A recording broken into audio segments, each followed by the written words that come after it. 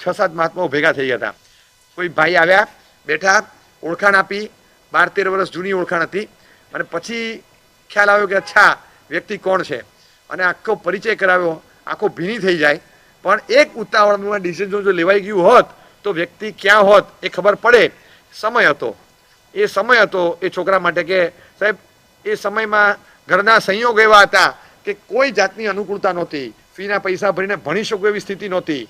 ઘરમાં જે પણ રકમ આવેલી બધી જતી રહેતી ધંધામાં. પપ્પાને લોસ ગયેલો હતો. પપ્પાએ વ્યાજ ભરવામાંથી પણ ઊંચા આવી શકે એમ નહોતા એટલું લીધેલું હતું, અને બધાને ચૂકવવાના બાકી હતા. મમ્મીને ટેન્શન, અને સવારે 4 થી 7, 7:30 મમ્મીને ફિક્સ રોજની 500 રોટલીઓ બનાવવાની, સવારે 200 ટિફિનો મોકલે. એટલું ઘરમાં મહેનતનું કામ કરે, અને પછી જે પૈસા આવે એ પૈસાને બસ આમ કપાળ લડાડી અને મૂકી દેવાના, બચાવીને. આ રીતે આજથી 15-17 વર્ષ પહેલા બચાવીને 8-10 હજાર રૂપિયા ભેગા કર્યા હતા મમ્મીએ. ખબર ના પડે એટલે બાજુવાળાને આપી દીધા કે આ રાખો, હમણાં ઘરમાં નથી રાખવા. બાજુમાં કોઈ જઈને ભાઈ રહેતા એને આપ્યા કે તમે તમારા ઘરે રાખો, છોકરો મોટો થાય ને કદાચ કંઈ જરૂર પડે તો જોશું. 8-10 હજાર છે મારી પાસે, આટલા વખતના ભેગા કરેલા, અને ત્યાં આપી રાખ્યા. સમય હતો, 10th પત્યું અને 11th થયું, બધું થયું. છોકરાને એક વખત કહેવામાં આવ્યું, છોકરા અત્યારે ઘરમાં ઇન્કમની જરૂર છે, એટલે 11th સ્ટાન્ડર્ડની સાથે જ 1100 રૂપિયા પગાર મળે એક શેર બજારની કંપનીમાં. ભાઈ લાગી ગયા, ફાઇલિંગ બીજું ત્રીજું કર્યા કરે, અને છોકરાને 1100 રૂપિયા મળે એમાં એને આનંદ હતો. સવારથી સાંજ ત્યાં બેસે ને, સાંજે આ પોતે કંઈ ન કરતો હોય પણ જે જુએ આવીને મમ્મી આજે અમારે ત્યાં એક ભાઈ આવે છે ને, સવારે 5,000 શેર લઈ લીધા, 2 કલાકમાં 10 રૂપિયા વધે કાઢી નાખ્યા, 50,000 રૂપિયા કમાઈ ગયા 2 કલાકમાં, ખાલી 50,000. બીજા દિવસે કે અમારે ત્યાં મમ્મી આવું થયું, એક ભાઈ 26,000 રૂપિયા અડધો કલાકમાં કમાઈ ગયા. 2-3 કિસ્સા કીધા ને આવા. Mummy sharp. મમ્મીને થયું કે પૈસા આ રીતે આવતા હોય, આવું આ છોકરો આવું મને જોશે ને, આને ન બતાવાય, આવું આને નોકરી ન કરાવાય, એને ભણવામાં જ રખાય. અત્યારે આ રીતે પૈસા આવે, આ જોઈને ઊંધું શીખે છે. આ અસર ખોટી થશે મારા દીકરાને. છોકરાને જરૂર હતી માટે મૂક્યો તો છોડાવી દીધી નોકરી. એ છોકરાને નોકરી છોડાવી એટલે છોકરાનું મગજ ગયું, અને મમ્મીને કીધું કે હવે હું શું કરું, તું ભણ. તો એ છે આપણી ઓકાત, ભણીએ, શેમાં ભણીએ, શું કરવાનું, કોણ ભરશે ફી? ચાલ મારે સીએ થવું છે, કોણ ભરશે ફી મારી? શું કરવાનું? 8-10 હજાર રૂપિયા જોઈએ, આ સીપીટી ક્લિયર નહીં થાય પહેલા. કે છે પૈસા, ચિંતા ના કર, બોલાવ, ચા બાજુવાળા અંકલને બોલાવો. બાજુવાળા અંકલને બોલાવ્યા કે મારા પૈસા પડ્યા છે ને? તો કે હા. તો કે આપો ને, છોકરાને ફી ભરવી છે. કે આપું. છોકરાને પૈસા આપ્યા, કીધું જા ભરી આવ, જા. થઈ ગયું, સીપીટી ક્લિયર થઈ જાય એટલા પૈસા હતા. હવે શું? હવે નોકરી, ઇન્કમ ઘટી, ઘરના ખર્ચાઓ તો ઊભા જ છે. મમ્મી આટલી બધી મહેનત કરે, ઘરમાં પાછા બીજા બધા પણ પેઇંગ ગેસ્ટવાળા હોય, આજુબાજુમાં રહેતા હોય, બીજી તરીકે એ લોકો બધા પાછા આવીને 15-20 જણા જમે, એનું બનાવવાનું. સવારના 6 કલાક રસોઈ બનાવવા જાય મમ્મીને, અને ડિલિવરી બોય તરીકે છોકરા પછી ધક્કા ખાવાના હોય. એક ખર્ચો ક્યાંય કોઈએ કરવાનો નહીં, પણ ઇન્કમ જનરેટ કરવા માટે ખૂબ મહેનત કરવાની, ખૂબ. અને આ સમય સંજોગમાં એણે સીપીટી ક્લિયર કર્યું. હવે સીએ ફાઉન્ડેશનમાં આગળ વધ્યા પછી એનાથી આગળ વધવું તો 2 ગ્રુપ ક્લિયર કરવાનું, બધું કરવાનું. અપટીલ ક્લિયર થાય ત્યાં સુધી પૈસા કોણ ભરે? નૌકા ઇન્સ્ટિટ્યૂટમાં ક્યાં ભરવાના પૈસા? એટલા ભરવાની સગવડ નહોતી ત્યારે. એ વખતે આ બાજુવાળા અંકલ હતા, એમણે કીધું કે તમે એક કામ કરો, તમે ફલાણા મારા સાહેબ છે એમને મળો. એમને મારું નામ આપ્યું હતું, તમે એમને મળો અને વાત કરો. આ હું જે વાત કરું છું ને, આ છોકરો જન્મે સ્વામિનારાયણ ધર્મનો, જૈન મિત્રોની સાથે રહેલો. મારી પાંસર, કલીકુંડ, સોનગઢ એવી 5 શિબિરોમાં, વેકેશન શિબિરોમાં આવી ચૂકેલો આ છોકરો, અને એના કારણે ખૂબ ઘરોબો હતો. પછી ઘણો જોડાઈ ગયેલો, અને આ બધું થયું હતું 2007 થી 2013ની વચ્ચે, એ દરમિયાનમાં.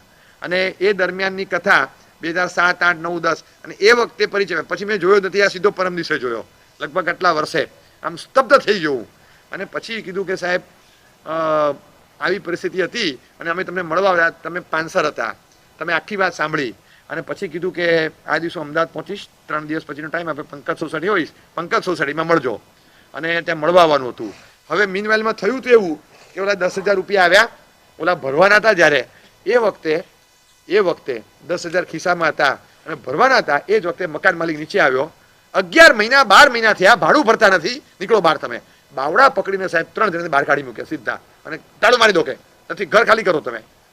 એકદમ ગુસ્સે થઈ ગયા મકાન માલિક. ભાડું નતું સાહેબ ભરવાનું અમારે, અને એટલું બધું આમ રુદન. એ વખતે એક બાજુ એમ થાય કે આ ખિસ્સામાં છે તો ફી ભરું કે ભાડું ભરું, શું કરું? મમ્મી કે તું એક કામ કર, આંખ મીચીને પેલા જતો ને પેલા ફી ભરી આવો, નહીં તો તારું બગડી જશે બધું, તું એકવાર ફી ભરી આવો, આનું ફોડશું આપણે પછી. પરિસ્થિતિ એવી થયેલી કે સાહેબ ઘરમાં એમ થઈ ગયું કે નથી ઇલેક્ટ્રિકના બિલ ભરવાના પૈસા, નથી ભાડું ભરવાના પૈસા, નથી ખાવાના પૈસા, છોકરાને ભણાવવાના પૈસા નથી, 500 રોટલીઓ બનાવે, બધું કાંઈ થતું જ નથી, શું ચાલતું નથી, શું કરીએ અમે, પહોંચી નથી વળાતું. સાહેબ એ દિવસે રાત્રે એ છોકરાના શબ્દો કહું છું, પરમ દિવસના, નક્કી કર્યું કે 4 જણાએ ઝેર ઘોળીને પી અને સૂઈ જવાનું અને સુસાઇડ કમિટ કરવાનો. એ ડિસિઝન લેવાઈ ગયું. અમે કે હું ને મારી બેન અમે તો સૂઈ ગયા હતા. રાત્રે 10 વાગ્યા પછી અમે સૂઈ ગયા અને પપ્પા મમ્મીની ચર્ચા ચાલુ હશે કે નક્કી કર્યું કે જે થવું હોય તે બસ હવે જિંદગી પૂરી કરો, હવે રહી શકાય એવું નથી, ખુમારીથી જીવવું છે, ખુદદારીથી જીવવું છે, આ રીતે ગામના પૈસા લઈને નથી જીવવું, જિંદગી પૂરી કરી નાખો. આમ પલાળીને તૈયાર કરી દીધું બધું. હવે રાહ જોવે છે કે ખરેખર પી લેવું છે ને, ખરેખર પી લેવું છે, હિંમત નથી ચાલતી. બધું કરી દીધું, 2 કલાક થાય પણ આમ હિંમત ચાલવી જોઈએ ને, જે હિંમત નથી ચાલતી. છેલ્લે 2 માંથી એક જણે ફોર્મ્યુલા આપી કે એક કામ કર, તું આને પીવડાવી દે, હું આને પીવડાવી દઉં. આ ભાઈ બહેન એકવાર 20 મિનિટમાં પતી જાય ને, ક્લિયર થાય પછી આપણે પીએ. પછી આપણને કંઈક થાય ને એમને અસર ન થાય એવું ના થાય, પેલા આ બેને આપી દઈએ, 20 મિનિટ પછી આપણે લઈએ રિઝલ્ટ જોઈને. આવું નક્કી થયું. અને એ વખતે વાગ્યા હતા 2:15 રાતના, અને રાત્રે 2:15 વાગે કોઈ દરવાજો ઠોક્યો. એક્ઝેક્ટ એ ટાઈમે એ સાહેબ રાત્રે કોઈ દિવસ 2 વાગે કોઈ દરવાજો ઠોકે, રાત્રે 2 વાગે મારો ઘરનો દરવાજો કોકે ઠોક્યો. અમારા પાડોશી જેના ઘરે પૈસા મૂકેલા, અમારા કલ્યાણ મિત્ર ગણો, અમારા સૌથી નજીકના શ્રાવક, જૈન શ્રાવક, બહુ સારા સજ્જન પાડોશી હતા, બહુ સારા હતા. એ કે સાહેબ નવરાત્રિનો 8મો દિવસ હતો, નૈવેદ્ય કરવાના હતા કુળદેવીના, એટલે એમના ગામમાં ગયા હતા. એ ગામમાં જાય ત્યારે મારા પપ્પાની વર્દી હોય, ભાડે ગાડી ચલાવે, તો એ મારા પપ્પા જ હોય ડ્રાઈવર તરીકે. એ દિવસે તુફાન ચલાવવા નહોતા ગયા, મારા પપ્પા અહીંયા આ બધું ધમાલમાં હતા. એ લોકો ગયેલા, કાયમ એમની એક્સ્ટ્રા ચાવી, ઘરની એક્સ્ટ્રા ચાવી મારા ઘરમાં જ હોય, અને એ નીકળે ને બહાર આવે તો એ મારા ઘરેથી ચાવી લઈ જાય, પોતાના ઘરની ચાવી ઘરમાં જ રાખે, ક્યારે કાઢે નહીં, અમારી ચાવી લઈ જાય. પણ આજે ખબર હતી કે રાત્રે લેટ થશે આવતા, તો કે રાત્રે લેટ આવીને પછી 2 વાગે ક્યાં જગાડવા આ લોકોને, એટલે પોતાની ચાવી લઈને ગયેલા. રાત્રે અમારા ઘરનો દરવાજો ન ઠોકવો પડે એટલે પોતાની ચાવી લઈને ગયેલા. એ દિવસે ત્યાંથી નીકળ્યા ને અહીંયા આવ્યા, ખબર પડી કે ચાવી ગામડેમાં ભૂલી ગયા છે, દેશમાં એ ત્યાં ભૂલી ગયા. 2 કલાકની જર્ની કરીને આવ્યા 3 કલાકે, અને યાદ આવ્યું કે ઓહો ચાવી તો ત્યાં જ રહી ગઈ નૈવેદ્ય કર્યા પછી. હવે અમને જગાડવા જ પડશે એક્સ્ટ્રા ચાવી માટે, એટલે રાત્રે 2:30 વાગે દરવાજો ઠોક્યો. હવે આ ભગવાન છે એનો આની કરતા વધારે પુરાવો શું? દરવાજો ઠોક્યો એટલે ગભરાઈ ગયા અંદર. કોણ? પછી નામ આપ્યું કે હું. આમ જેવું બોલ્યા, નામ બોલે કે હું પ્રકાશ. એક મિનિટ પણ અવાજમાં લાગ્યું કે અવાજમાં રુદન છે, અવાજ ભારે છે. બાજુવાળા હતા, પાડોશી હતા, અને આમ દરવાજો ખોલીને ચાવી આપી દીધી. દરવાજો બંધ કરતા હતા, એક મિનિટ દરવાજો ખુલ્લો રાખો. પછી દરવાજો ખોલ્યો, આમ જોયું, શું થયું? ચહેરા પર જોયું ગમગીનીને રડે છે પપ્પા મમ્મી, એટલે દરવાજો તરત બંધ ન કરવા દીધો. 1 મિનિટ, શું થયું? શું? હું આવું, 1 મિનિટ અંદર આવું છું.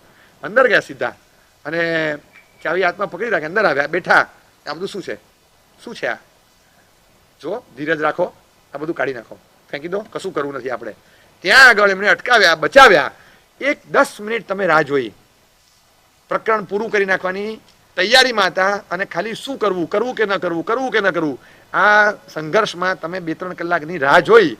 એમાં કોક સેવિયર આવી ગયું, કોક આવ્યું, હમણાં ઉભા રહો, સમય છે, આખી જિંદગી પડી છે, આમ પૂરી ન કરી નાખાય, ઉભા રહો, સવારે વાત કરીએ શાંતિથી, કશું કરવાનું નથી, બરાબર છે? નહીં તો હું અહીંયા રોકાઉં છું. આમ પ્રોમિસ માગીને અટકાવ્યા. સાહેબ જો 1, 2 કે 3 મિનિટ દરવાજો મોડો ઠોકાયો હોત તો 100% અમને ભાઈ બહેનને તો અપાઈ ગયું હોત. એ લોકોનું બાકી રહેત કે નહીં ખબર નહીં, પણ અમને તો અપાઈ ગયું હોત. 2 મિનિટની વાર હતી, અને ત્યાં જ દરવાજો ઠોકાયો, ત્યારે સોફા નીચે મૂકીને અમને ખોલ્યા અને બચી ગયા. અને એ જે વેઇટ કરીને બસ સમયની રાહ જુઓ, સવાર પડવા દો પછી વાત, સૂર્ય ઉગે પછી આપણે બધી વાત કરીએ પછી વાત. અત્યારે અડધી રાતે કોઈ ડિસિઝન નથી લેવાનું, હમણાં કંઈ નથી કરવાનું. એ ત્યારે અટકાવ્યું ડિસિઝન, ઉભા રહો. અને પછી સવારે કીધું કે તમે એક કામ કરો, આમ કરો, મારા સાહેબને મળો, અને મળો તો ખરા, વાત તો કરો, અને પૂછી જુઓ. તો કે અમે તો ક્યાં, અરે જઈને સવારે તમે જઈને વાત કરો. પછી કે મને મળ્યા, મેં કીધું અહીંયા મળજો. ત્યાં મળ્યા. મને હજી યાદ છે, નૌકાર ફાઉન્ડેશન, ત્યારે ઉર્વિશ સર અમારા વ્યાખ્યાનમાં રાત્રિ પ્રવચનમાં આવતા જયનગરથી, મેં એમને બોલાવીને કીધું કે આ એક સ્ટુડન્ટ છે ને આવી રીતની પરિસ્થિતિ છે, મને કે ત્યાં આવે એમ કહેજો, મને વાત કરે, મળે, મારી પાસેથી નામ લઈ ગયા. મીનવાઇલ જે અનુકૂળતા થતી હતી વ્યવસ્થા આના ભાગરૂપે એ ફીઝની અરેન્જમેન્ટ કરાવી આપી અને આગળ થોડુંક એમને પણ ભલામણ કરેલી કે આગળ જોતા રહે. બહુ સ્કોલર અને સરસ તૈયાર થાય એવો છોકરો લાગ્યો, એને બહુ સરસ રીતે તૈયાર કર્યો. મને તો આ પરમ દિવસે બપોરે મળ્યો non stop 75 minutes, non stop 75 minute, સવા કલાક અસ્ખલિત એ બોલતો રહે અને અમે લોકો સાંભળતા રહ્યા. આખી કથા કીધી અને અમે હલી ગયા કે સાહેબ એ જે સમય હતો એ બસ એ જે અટકવાનું હતું ત્યાં અમે અટકી ગયા અને જિંદગી પૂરી થવાની હતી એ નવી જિંદગી ત્યાંથી બસ શરૂ થઈ. ભગવાન છે કે નહીં પુરાવાની જરૂર હોય તો હું તો કહું કે ભગવાન હતા જ. રાત્રે દરવાજો કોણ 2:30 વાગે ઠોકે અને એ વ્યક્તિએ ઠોક્યો કે જે ચાવી ભૂલી ગયો તો માટે, અને ચાવી લઈને એટલે નીકળેલો કે અડધી રાતે કોઈને જગાડવા ન પડે એટલે પોતાની ચાવી લઈને નીકળેલો. પણ ભગવાનને અમને જીવાડવા હશે એટલે જગાડવા હશે અને એટલા માટે આમની ચાવી એમના ગામમાં ભૂલવાડી. એ ભગવાને જ બધું કરાવ્યું, સેટ એવું કરી દીધું. અને રાત્રે અમે જાગ્યા અને સવારે આ બધું ગોઠવાયું અને પછી ધીમે રહીને આગળ વાત ચાલી. સીએ થઈ ગયું, બધું થઈ ગયું. અને કે સાહેબ એ અમારી શિબિર, એ શિબિરમાં કરેલી માતૃવંદના, માતા પિતાના ઉપકારોનું વર્ણન અને બધી આંખો ભીની થયેલી બધું સાહેબ આજે પણ યથાર્થ અને ચરિતાર્થ છે. મમ્મીને પેરાલિસિસનો એટેક આવેલો અને મમ્મીને એવા સાચવ્યા છે 11 વર્ષ. મમ્મી સંપૂર્ણ પથારીવશ, બીજા સ્ટ્રોકમાં આખરી નસ ફાટી ગઈ, બ્લાઇન્ડ થઈ ગયા, દેખાય નહીં કશું. પપ્પા મમ્મી બંનેની આજની તારીખમાં પપ્પાને રોજના 10 કલાકનું ડાયાલિસિસ છે, પર ડે 10 કલાક રોજ. અને 2 જ જણા હસબન્ડ વાઈફ છે ને એ લોકો પોતે ધ્યાન આપે છે. માઇન્ડ માય વર્ડ્સ કે આ છોકરાને એક શબ્દો મેં સાંભળ્યા, મને કે સાહેબ લગ્નના 5 વર્ષ 6 વર્ષ થવા આવ્યા, હજી સુધી સાથે અમે ફરવા નથી ગયા, ઘર ખાલી નહીં કરવાનું, 2 માંથી 1 જણે રહેવું જ પડે, એ 1 જણ જોઈએ જ 24 કલાક. કારણ કે કોઈ માણસ કેરટેકર બધું જ પરવડે એવું છે અત્યારે, બધું જ પરવડે એવું છે અત્યારે. હું તમને કહું કે જે લેવલ પર છે, સીએ થયા પછી બિગ 4 માંથી બહુ મોટી એક કંપનીમાં ડિરેક્ટર પોસ્ટ ઉપર દુબઈમાં છે આ વ્યક્તિ. થોડા દિવસ માટે અહીંયા આવી અને મને મળ્યા, મને કીધું, મને કે સાહેબ એટલો બધો આનંદ છે, ઘણા વખતથી ઈચ્છા હતી કે હું જઈને સાહેબજીને મળીને આ બધી વાત કરું કે સાહેબ એ વખતે. અને પછી કીધું કે મારી પાસે નોટ્સ મમ્મીએ લખાવેલી, લખ મામાના 55,000, મામીના 10,000, આના આટલા બધું, કે મને યાદ છે ત્યાં સુધી બધું લખ, આટલાના પૈસા ક્યાંક ક્યાંક આપણે લીધેલા છે, બધા તારે પાછા ચૂકવવાના છે, કે બધું લખ. અને પછી કે સાહેબ 4 નામ લખાવ્યા છે, કે આ બાજુવાળા અંકલનું નામ લખાવ્યું, અમારા એક ટીચર હતા એનું નામ લખાવ્યું, જે ઘરે આવીને ખાલી શીખવાડે એવું નહીં, બહુ પ્રેમ અને લાગણીથી માસીની જેમ મમ્મી સાથે વર્ત્યા છે નાનપણથી. અમારા એક સર હતા જેને મારા સંયોગો જોઈને 2 વર્ષ વગર ફીએ મને ભણાવ્યો છે અને એક મારું નામ લખાવ્યું કે મારા સાહેબ, જેમની 5 શિબિરો તે ભરી છે. કે આ 4 જણાએ નોન મોનિટરી આઇટમ્સ એવી નાખી છે ને તારી જિંદગીમાં કે તું આજે જે છે, સ્ટેબલ છે, મજબૂત છે, આ બધા 4 જણનું યોગદાન છે. આ 4 માંથી કોઈ પણ વ્યક્તિ અડધી રાતે બોલાવે ને, બેટા 1 કરોડનું નુકસાન ભલે થાય, તું જતો રહેજે એમની પાસે બોલાવે ત્યારે, આમને કોઈ દિવસ કોઈ કામમાં ના નહીં પાડતો. આ બધું મને લખાવ્યું છે મમ્મીએ, આ ટિપ્સ છે. અને મમ્મી ચાલ્યા ગયા અને એટલો બધો એને આનંદ હતો એ કે સાહેબ 1 કિલો સોનું ખરીદવું હોય ને, આજે મારી પાસે પૈસા છે પણ મમ્મી નથી. એ સમય હતો કે જ્યારે પ્રહલાદનગરમાં પેલા ફ્લેટ લીધેલો, 35 વર્ષ પછી પહેલી વાર મમ્મીના નામની એક નેમ પ્લેટ આવીને ધ્રુસકે ધ્રુસકે મમ્મી રડ્યા છે કે બાપાનું ઘર છોડીને આવીને આટલા વર્ષ પછી આજે હું મારા પોતાના ઘરમાં આવું છું, કે આટલા વર્ષ સુધી આપણે ભાડાના ઘરમાં રહ્યા, મારું પોતાનું ઘર આવ્યું. એમાં મમ્મી એટલા બધા ખુશ હતા, એટલા બધા ખુશ કે મમ્મીએ ક્યારેય કોઈ દિવસ કોઈ ચીજ માગી નથી, કોઈ ચીજ, અને ક્યારેય કીધું નથી કે મારે 2 જોડી કપડાં જોઈએ છે, માત્ર અમારા માટે વિચાર્યું છે. અને જિંદગી પૂરી કરી નાખી હોત, એવા ઉતાવળા સ્ટેપ ભરાઈ ગયા હોત, પણ ક્યાંક કોઈક કલ્યાણ મિત્રની સલાહ મળી ગઈ, થોડો સમય ખેંચાઈ ગયો, હમણાં ઉભા રહો, ઉતાવળ નથી કરવી, જે ડિસિઝન લેશું કાલ સવારે લેશું, હમણાં નહીં, હમણાં નહીં. કારણ કે અત્યારે ઉપદેશ આપવાનો અડધી રાતે સમય નથી. અને અત્યારે એક વળ ચડી ગયો એક બાજુનો, હવે તરત ખુલે નહીં, થોડો ટાઈમ જવા દેવાનો, સમય જવા દો. એ સમય જવા દીધો અને બાજુવાળાએ ઇન્વોલ્વ થઈને આખું ડિસિઝન ચેન્જ કરાવ્યું. નહીં તો એ લેવાયેલું ડિસિઝન વ્યક્તિ ક્યાં પહોંચી જાત, મનુષ્ય ભાવ હારી ગયા હોત. એક ઉતાવળું ડિસિઝન વ્યક્તિની જિંદગી પૂરી કરી નાખે. મને પણ ખબર નથી કે મેં એ વખતે કયા ભાગ્યશાળીને કીધું હશે, કદાચ ફી ભરવાનું કીધું હશે તો કોને કીધું હશે, પછી એ વખતે કોણ હશે, કોણે કંઈ જ ખબર નથી. પણ આજે થાય કે એક સારું કામ કર્યું હોય ત્યારે કઈ અસર અને શું ઇમ્પેક્ટ કોઈ વ્યક્તિની લાઈફ પર આવી શકે છે. બીજી વાત, તમે કોઈ સારી જગ્યાએ મળો કે તમને સારા પાડોશી પણ મળ્યા હોય ને, તમારી લાઈફ કેવી બચી જાય છે. કેવી રીતે? એક નાનકડું ખાલી તમને કોઈ કહે, હમણાં એક કામ કરો, હમણાં ઉભા રહી જાઓ, હમણાં ઉભા રહી જાઓ, નહીં નહીં હવે ફેસલો જ, હવે ફેસલો, હવે બિલકુલ નહીં, બસ આવા ઉતાવળા નહીં જ થવાનું. જ્યારે આવા ઉતાવળ હોય ને ત્યારે તો ખાસ ઉભા રહેવાનું. બહુ વધારે પડતા ફોર્થ ગિયરમાં ગાડી દોડે ને ત્યારે કોઈક સલાહ આપે, એક કામ કરો, આપણે છે ને જે હશે કાલે કરશું, આજે ઉભા રહી જાઓ. કારણ કે બીજું તમારી પાસે કાંઈ ના કરાવી શકે ત્યારે તમને કોઈ છેલ્લે એટલું કે હમણાં ખાલી છે ને એક દિવસ રાહ જુઓ, મારું માન નાખો એક દિવસ, કાલે આપણે આજ કરશું પણ કાલે કરશું, આટલું ખાલી કે ઉભા રહી જઈએ. Wait, take a pause. ત્યારે તમને પાવર ખબર પડે કે એક મુકામ તમે અટકી ગયા, એમાં આખી જિંદગી બચી ગઈ. આપણે છે ને ગુજરાતીમાં એમને એમ કહેવતો નથી પડતી કે જીવતો નર ભદ્રા પામે. આમ કલ્યાણની જિંદગી જોવા મળે પણ એક સમય તમારે બચી જવાનું હોય. 3 રન પર હતા, એક જીવનદાન મળ્યું, પછી તો ભાઈ 150 રન થાય, પછી 150 રન થાય. એ લોકોને ભલે ભારે પડતું પણ આપણને યાદ રહે કે દોસ્ત મારો કેચ છોડ્યો ને, બસ બહુ આનંદ થયો, 150 રન માર્યા પછી તો એ ત્યારે એ ગોટ અ લાઈફ.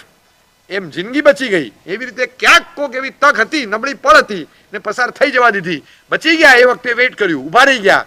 હમણાં ઉતાવળે કશું કરવું નથી. એટલી ઉતાવળમાં પગલાઓ લઈ ભરાતા હોય. કેટલા વાંચીએ આપણે, કેટલા વાંચતા હોય સુસાઇડ કેસીસ, આ તે બીજું ત્રીજું, પડતું મૂક્યું લટકી ગયા, આમ થયું તેમ થયું, સ્ટ્રેસ આવી ગયો અને મેડિકલ લાઈનની એક્ઝામ આપી, તૈયારી કરી.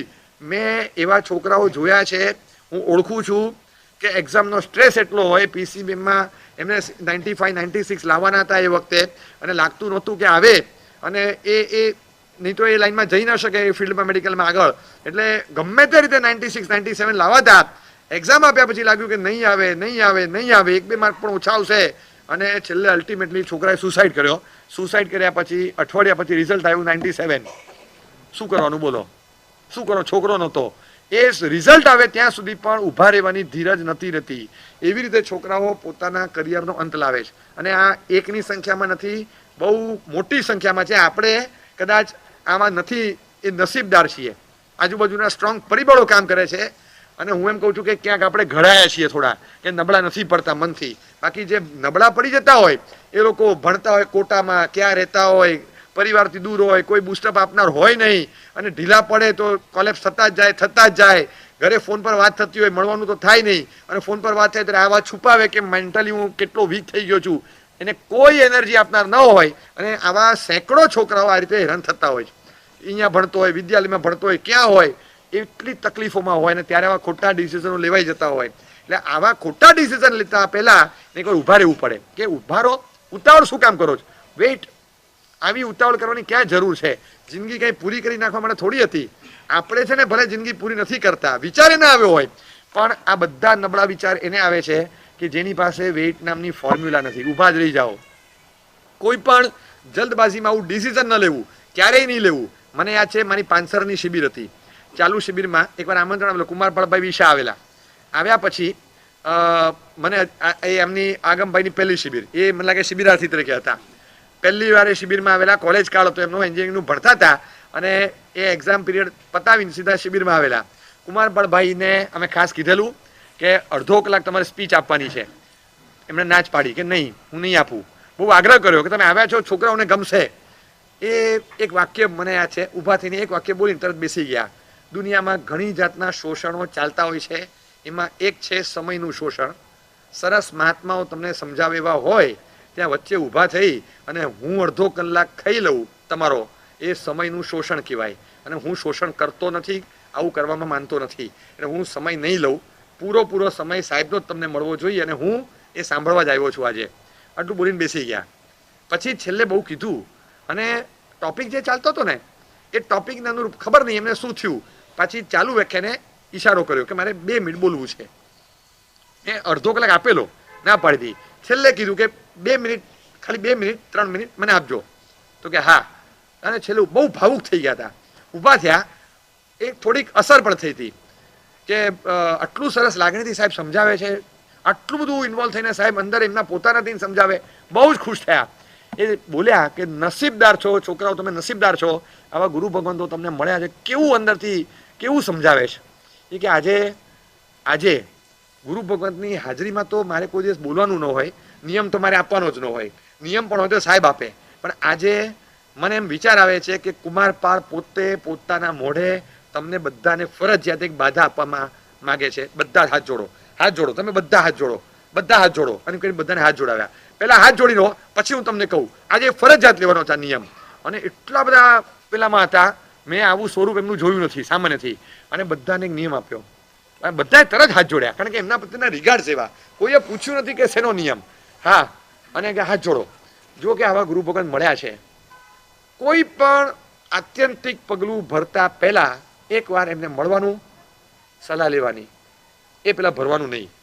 અને પછી એમને કીધું કે આત્યંતિક પગલું એટલે કે 3 વસ્તુ સમજાવું છું. એક, પહેલા નંબરમાં મા બાપથી છૂટા પડવાનું. હા, ઘર નાનું છે, હવે બ્રેકઅપ ફેમિલીનો સમય છે, હવે 2 રૂમ છે, 3 ભાઈઓ છીએ, 2 ભાઈઓ અલગ અલગ ફ્લેટમાં જવાનું છે. વ્યવસ્થાના ભાગરૂપે બાજુબાજુમાં ફ્લેટ, નજીકમાં ફ્લેટ લઈ અને તમે અલગ થાવ જુદું, પણ આ રાતોરાત ઝઘડીને જે છૂટા પડવાનું થાય, બિલકુલ નહીં. હવે રહેવું નથી સાથે, હવે એક દિવસ પણ નહીં.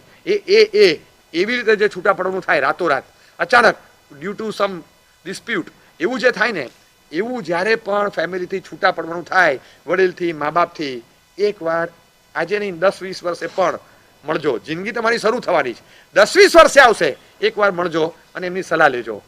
એમને પૂછીને પછી કરજો. બીજું, કોઈ પણ વખત, આજે તમારા નથી, 5-7 વર્ષ પછી તમારા લગ્ન થશે, કોઈક વખત છૂટા પડવાનો ડિસિઝન લેવાનું આવે, વિચાર પણ આવ્યો ને, એકવાર સીધા ડિવોર્સ પેપર પર સાઇન ન કરતા એમની સલાહ લેજો.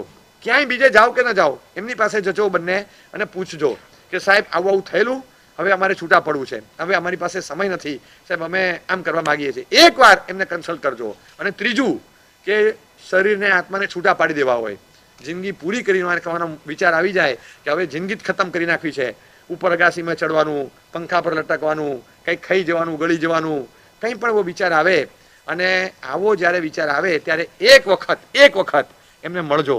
આ 3માંથી કોઈ પણ આત્યંતિક સ્ટેપ તમે ભરો તો આ 3માંથી એક સ્ટેપ ભરતા પહેલા કમ્પલસરી એમને મળવાનું. ત્યાં સુધી વેટ, ત્યાં સુધી કશું પગલું ભરવાનું નહીં. આ બધા નિયમ લઈ લો. આજે એમણે નિયમ આપ્યો. મને 2 જણા 6 મહિનામાં મળ્યા હતા, 2 જ જણા. એ પછી આજ સુધી કોઈ નથી મળ્યા, પણ એ 2 જણા મને 6 જ મહિનામાં મળ્યા હતા.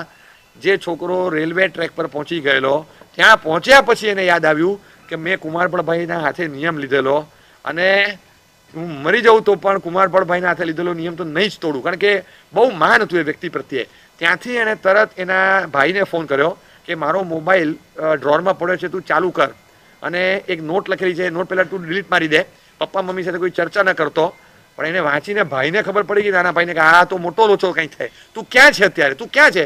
હું મલાડ સ્ટેશન પર આવું છું, તું જલ્દી સ્ટેશન પર આવ. પેલા એ મલાડ કે કાંદીવલી સ્ટેશન પર એને બોલાવ્યો, અને ત્યાં પણ આ તો વરઘોડો લઈને પહોંચી ગયો ભાઈ. તો પછી પપ્પા ને કાકા ને બધાને લઈને પહોંચી ગયો, અને પકડી લીધો ને સીધો, અને કે તું હમણાં ચાલ, તું હમણાં ચાલ મારા સાહેબને.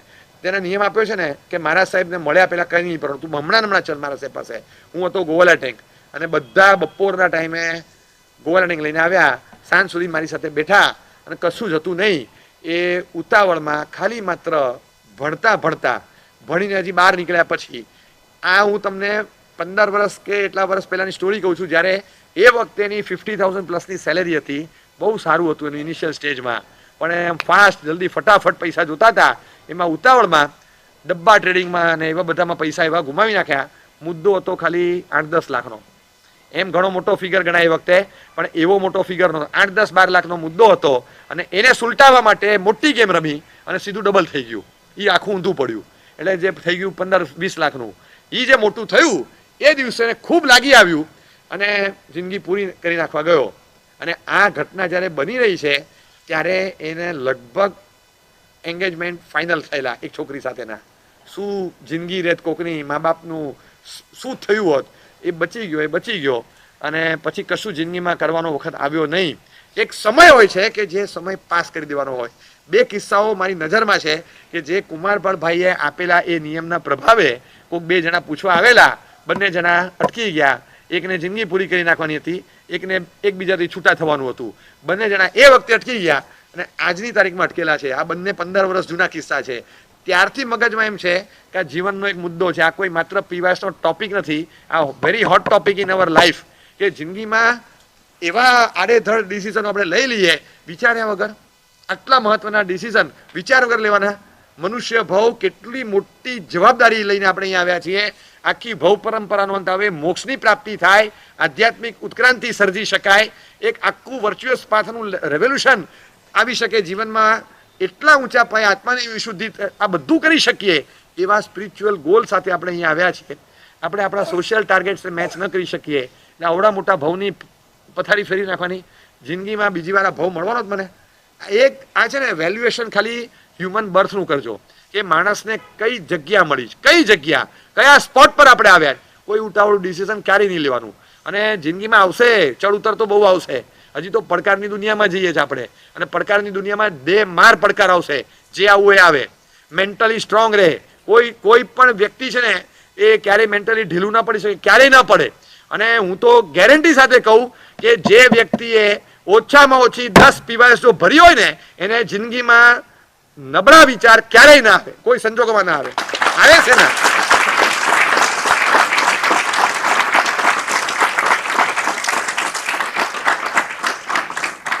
તમે એવા ઇન્જેક્શન્સ લીધેલા હોય અને એ એનર્જી તમારી ક્યાં જાય છે? ક્યાં જાય? આપણે આ બધું ઇનપુટ્સ અંદર લઈએ છીએ, ખરા સમય પર આપણને કામ ન લાગે.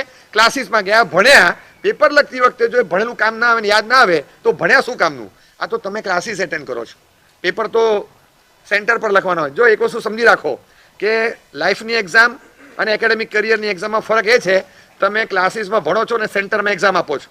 અહીંયા સેન્ટરમાં ભણવાનું અને ક્લાસીસમાં એક્ઝામ આપવાની છે. હા, આ ફિક્સ. આ સેન્ટર તમારા બદલાયા કરે. તમે મણિભુવનમાં આવો, તમે જીએમડીસીમાં આવો, તમે ડીકે પટેલ હોલમાં આવો, તમે શિવાનંદ આશ્રમમાં આવો, તમે કોઈ મંડપમાં આવો, તમે અલગ અલગ સેન્ટરમાં અલગ અલગ સિલેબસ બધું તમને ભણાવવામાં આવે. પણ પછી સેન્ટર પર જઈને તમારે એક્ઝામ આપવાની, ક્લાસીસમાં જઈને એક્ઝામ આપવાની છે. સેન્ટર પર ભણવાનું, ક્લાસીસમાં એક્ઝામ ત્યાં જુદી લેવાય તમારી. અને બહુ અઘરા પેપર છે. અને આમાં તો ખાલી તમને એમ જ થાય છે ગમે તે વિચાર કરી નાખવાના, આવા નબળા વિચાર કરી નાખવાના, જિંદગી પતાવી દઉં, આમ કરી નાખું ને હોય કશું નહીં, વાતમાં માલ ન હોય. અને જિંદગી આખી એવી કરી નાખે ને પૂરી કરી નાખે ને 3-4 પ્રકારના હોય સુસાઇડ. 3-4 પ્રકારના સુસાઇડ એટલે એક કહેવાય છે થોટ સુસાઇડ કહેવાય. થોટ સુસાઇડ ખાલી વિચારમાં જ આવે, પછી આગળ અમલ ના કરી શકે પણ વિચાર કરી નાખે. એ વિચાર શેનો કરવાનો? કેટલાક આગળ સુધી જાય અને પછી પાછા ફરે, કાં તો બચી જાય અને કાં તો છેક સુધી જઈને પાછા ફરે. કેટલાકને વિચારમાં આવે ને ત્યાં જ અટકી જાય. કેટલાક વળી એને સેમી સુસાઇડ કહેવાય. સેમી સુસાઇડ એટલે નસ બસ કાપી નાખવાની બધું જે ધંધલ ધમાલ ફેશનેબલ ટ્રેન્ડ અત્યારે જે ચાલે છે ને એ 3-4 કટ અહીંયા મારી દેવાના, આ બધું આ બધા છે ને આપણને શોભે નહીં.